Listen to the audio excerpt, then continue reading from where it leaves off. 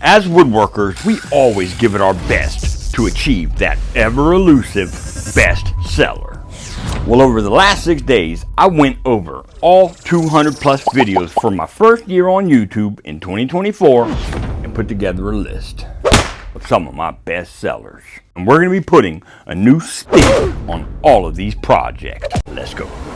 Today is one of my favorite days of the week, and that's because it's Tuesday. On a Tuesday. But not because of the song, but because of Taco Tuesday. Hot tacos here. You heard that right. As a big boy, I love to eat. One of my favorite things to eat are street tacos. Well, one of my first videos that performed really well on YouTube was this serving tray. A typical serving tray is great for breads, cheeses, or some kind of servings, but I have yet to see a serving tray made specifically for taco night. We'll start by getting 6 foot worth of a 1x ripped down to 3.5 inches. We'll take our stock over to our miter box, and most 12-inch miter saws go up to a 60-degree angle. However, if yours does not go to 60, a 45-degree angle will work just as good. And what we're going to do is cut 6 pieces, long point to short point, at 4 inches. We'll make our cut about halfway through and then stop. And what we want to do is get a stop block set up. That way we can get consistent cuts. When you're cutting these pieces like this, just be sure that you let that saw stop all the way before releasing.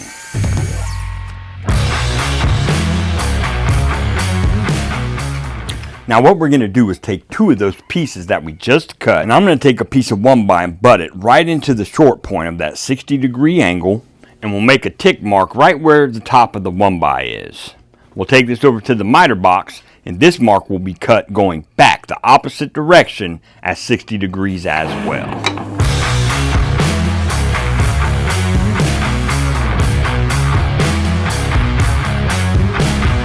Now we're going to cut 2 pieces of 1x4, long point of a 60-degree angle to square at 4.5 inches. Now take those 2 that you just cut and meet me at the drill press. We'll pull over from the long point 2 1/4, and we'll mark center of that 3.5 at 1 3/4 for both pieces. Get those holes punched and rock and roll.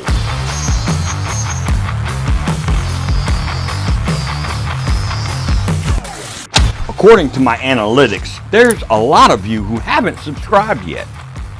Why not? It's absolutely free. Subscribe today. Y'all know what time it is. We gon' add it up a glue, add it up a glue, add it up a glue, add it up a glue, add it up a glue, add it up a glue.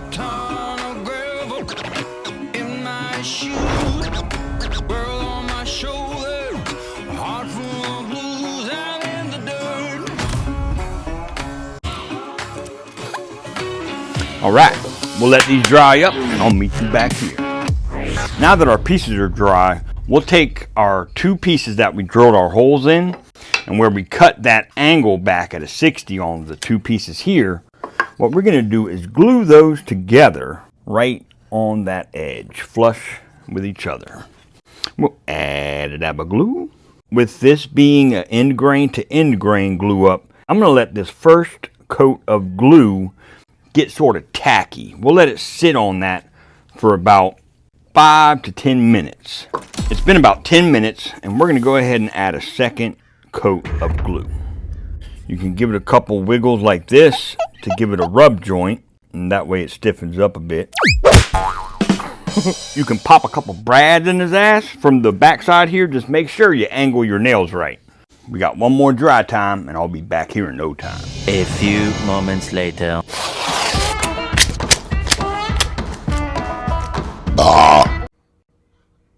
Miss Grizzly. We'll add a dab of glue.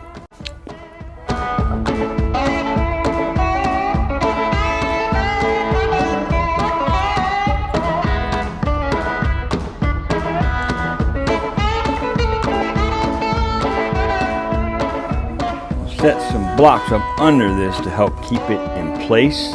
Let's let that glue dry. I apologize. This A&W root beer is like, whoa. This kind of looks like Wonder Woman sign. For all my Wonder Women out there, let's go. And now we're gonna boogie. So, sugar boogie.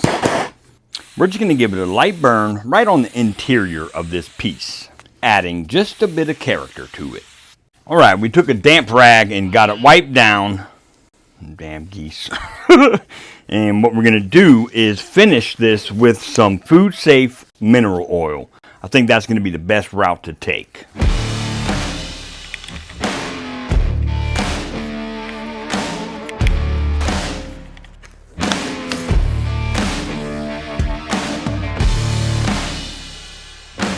And now we are officially ready for Taco Tuesdays, and I am excited.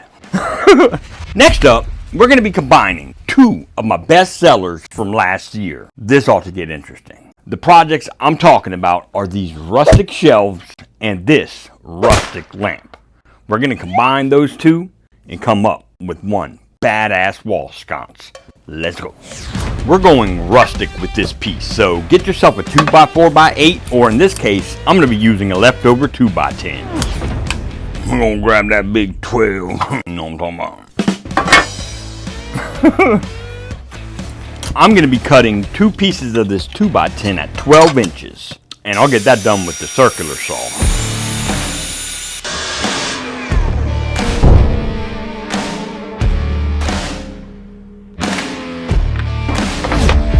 Once you get those cut down to 12 inches, go ahead and clean up those roundovers, and I'm just going to do that right here at the table saw.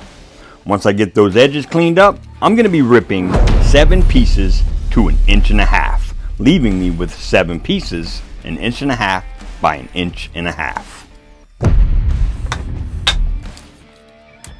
We'll grab 2 of those pieces, and I'm going to get 8 pieces cut down to 2 inches. And I'll be using a stop block once again to get those consistent cuts.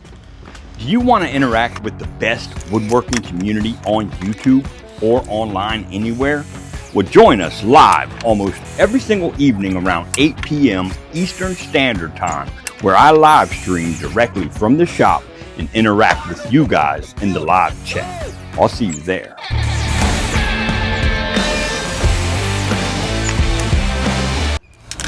Now bring those 2-inch pieces over to your other stock, and we'll take 4 of our pieces that are 12 inches and 4 of our 2-inch pieces to begin with. We're going to glue them together with the 2-inch pieces in the middle, flush to the top and the bottom.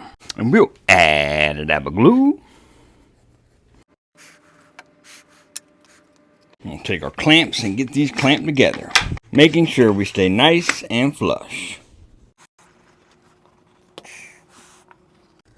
And give it that little rub joint. And if you want, you could add some brads to this, but I'm not going to do that. I'm just going to use glue.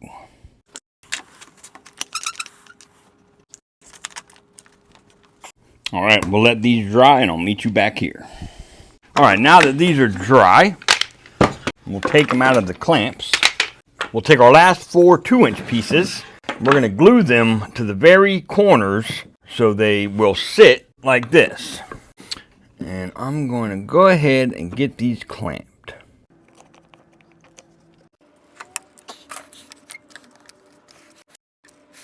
Alright, we'll let all that dry and we'll work on the backer for this piece. Let's go. Now for the backer, what I'm going to be using is a piece of 1x6. We're going to get it cut down to 22 inches at the miter box. Out of our remaining 12-inch 1.5 by 1.5, I'm going to bring that over to our miter box, put our miter at a 45, and make a cut right at the very edge. I'll spin my piece to where my short point's here, but I'll pull down from the left side 7 inches.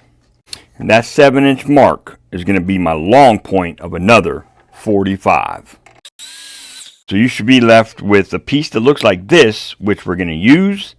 So just take your saw back to 0 and cut that 7-inch mark now. And that is going to mount to our backer. We're going to go ahead and get our angled piece installed to our back piece that's at 7 inches. Add a dab of glue, and we're going to pop a brad in his ass. Alright, so flip this piece over, and we're going to pull down 7 inches from the top and mark center at that 7-inch mark. We'll make our punch hole. We're going to pre-drill right through that punch mark. Now we'll flip it back over. We got our center marked, and I'm going to pull down 6 1/4. And from that center mark, I'm going to pull over 3/4 of an inch. And that will give me some reference marks where I can go ahead and get this glued in. And after the glue dries, we'll add that screw straight through that hole we just drilled. Add a dab of glue. And we're going to get it set right on those marks we made. And to help keep it in place for now, I'll add a couple of brads right to the bottom of this long point.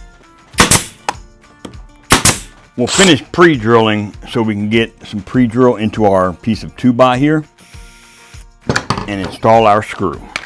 And I'm using a 2-inch T20. Alright, so now we got that installed. We're going to go ahead and work on the actual hanger that will hold everything together. Now, if you were using that 8-foot 2x4 for this whole project, you should have a cutoff left over that's at least about 12 inches. That's what we'll be using for our next part. So for our lantern, if you look at the top of your piece, you got this 1.5 by 1.5 hole.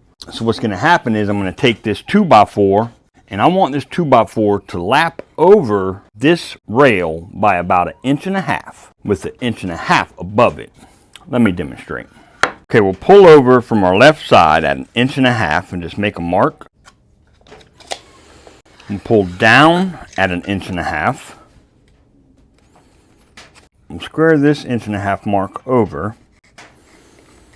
And then we'll bring this 1.5 inches all the way down.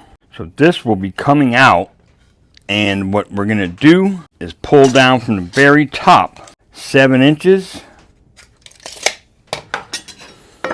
and that is where this piece will be cut off. So all of this right here will come off. We'll come over here to our bandsaw, and if you don't have a bandsaw, don't worry, you can easily do this notch with a jigsaw.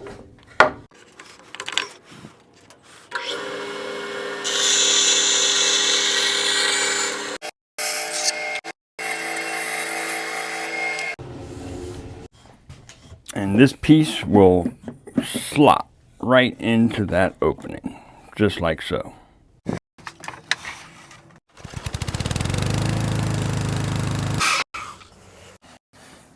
And how this will sit is just like so. Alright, the very next thing we're going to be doing is putting a slight angle going back toward our backer, just giving it a little bit of shape.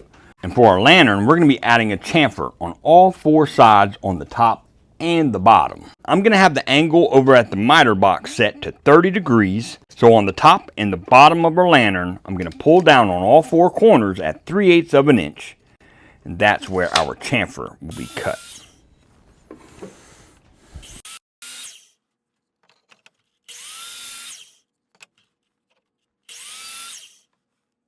Alright, before we do anything else, I'm going to go ahead with the key slots on the back side of our backer for mounting.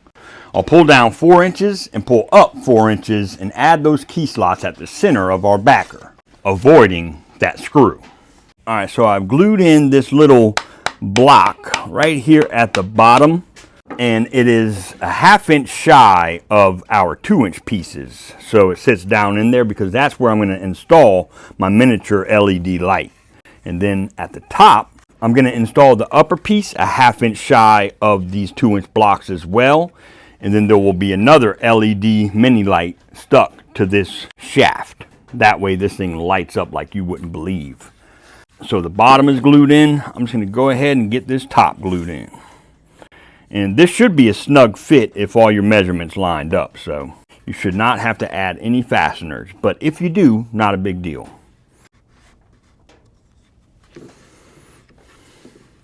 Make sure to clean up that squeeze out. We'll go ahead and let this glue set up, and I'll meet you right back here. While that's drying, we're going to go ahead and make ourselves useful and make a couple of plugs at 3/8 of an inch. Now that our shaft is dry and installed, we're going to take and drill a hole at 3/8 of an inch, a 1/2 inch deep, right at 2 1/4 from the top. And we'll be using a T20 2-inch screw again to fasten this to our backer. And we'll add a dab of glue. And install this screw. And if you really wanted to, you could add a screw through the top right back here on this angle, but I don't think it's necessary with that glue and then that screw that we put through the front. We're just going to close up that hole with this plug, and we'll be close to finishing up.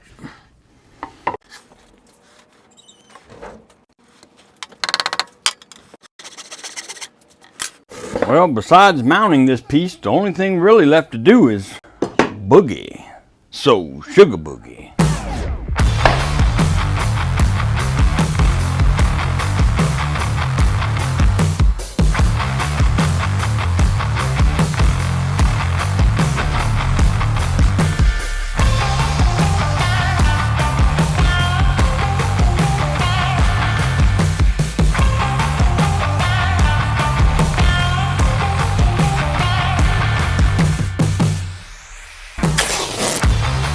And we'll use our tape method to transfer those key slots over to a stud in our wall.